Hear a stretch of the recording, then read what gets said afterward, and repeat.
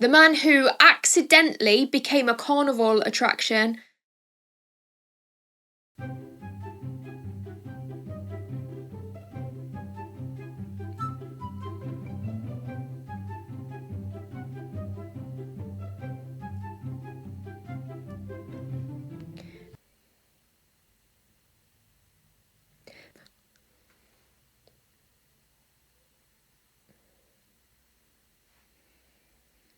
Then you want the title on the screen, which is The Mannequin Who Lived, unless I can think of another name for it.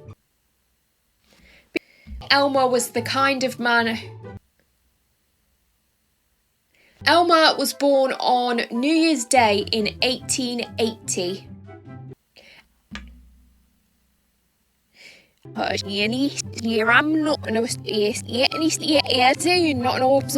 Elmer was born on New Year's Day 1880 to an unmarried teenage mother.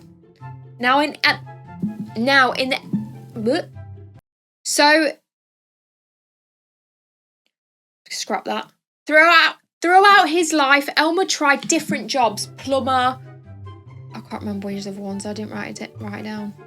And this would be the downfall. After Elmer... In 1911, Elmer left the army and he was bored and broke. On another one of his robberies, he decided to rob a bank.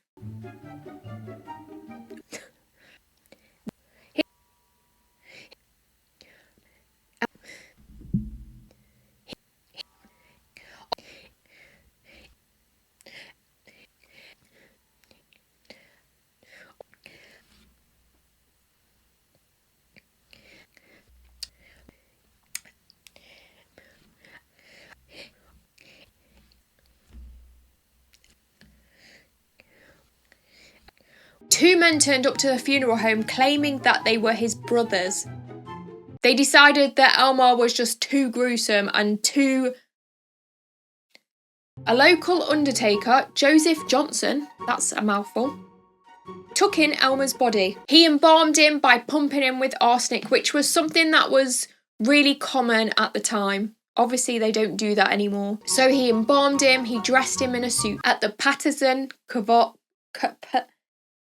Great Patterson Carnival Show. After 6 years, the Patterson brothers decided to sell some old assets, including Elmer and some other waxworks that they had. In 1922, 11 years after Elmer's death, Elmer was so popular. During that time,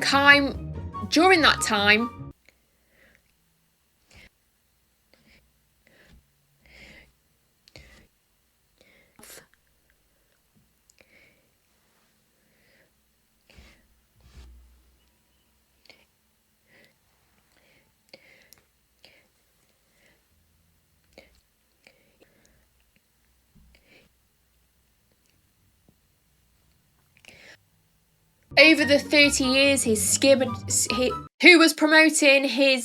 was more of a middleman. He brought him on behalf of two Canadian brothers. A film crew showed up to the funhouse. They were filming an episode of The $6 Million Man, though it was a film. Now, Singh really believed that Elmer was actually a wax figure. A local undertaker took in Elmer's body, Joseph. All he got from that robbery was $46 and 2 bottles of whiskey. Now, this whiskey is what led to him eventually no. All he got was 2...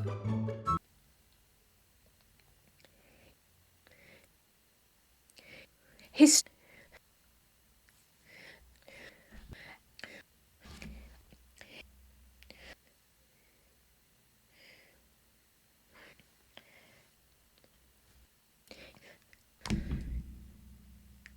Insane.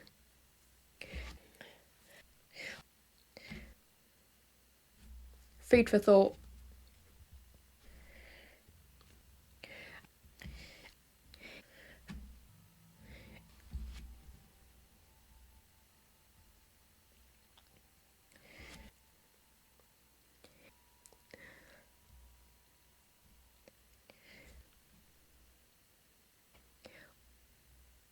A film crew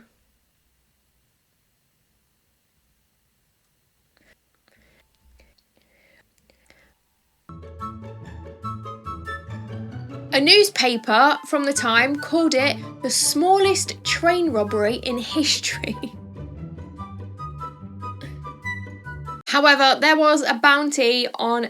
However, Elmer held out for a little while, firing back. Word started to spread around the town that the funeral home had an outlaw.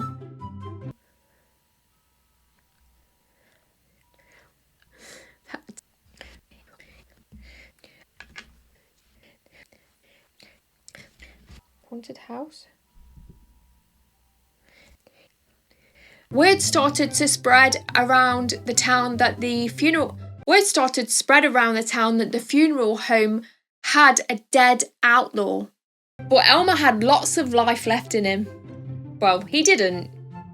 But you'll see. That's foreshadowing.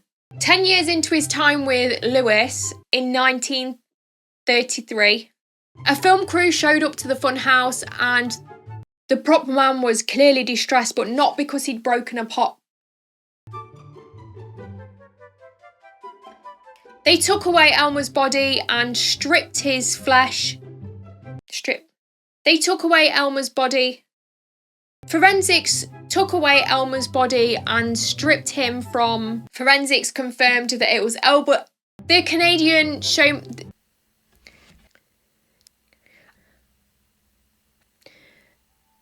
Singh...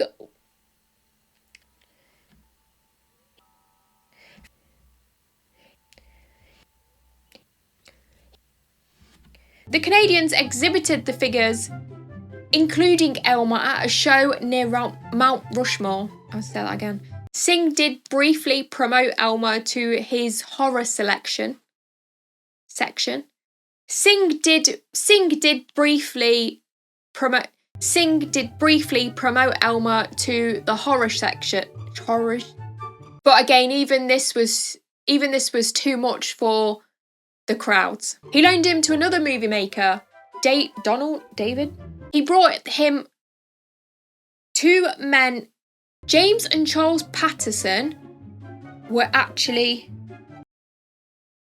He was kept in a coffin and given a backstory of the bandit.